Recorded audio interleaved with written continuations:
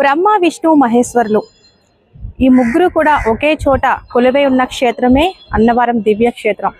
అన్నవరం శ్రీ వీర వెంకట సత్యనారాయణ స్వామివారు ఆలయంలో పెళ్లిళ్ళు చేసుకుంటే ఆ దంపతులు ఆనందంగా ఉంటారు, ఎటువంటి కల్మషం ఉండకుండా మంచి జీవితాన్ని గడుపుతారని ఒక ఏదైతే ఉందో ఆ విధంగానే ఇక్కడ కొత్తగా పెళ్లిళ్ళు కూడా చేస్తారు. అలాగే దంపతులు లేని వారు కూడా ఇక్కడికి వచ్చి స్వామివారిని దర్శించుకుంటే వారికి సంతానం కూడా కలుగుతుంది అన్నది కూడా ముందు నుంచి కూడా వస్తున్న ఒక ఇదైతే ఉంది. అయితే ప్రస్తుతం మనం అన్నవరం వీర వెంకట సత్యనారాయణ స్వామి వారి కొండపైన ఉన్నాము.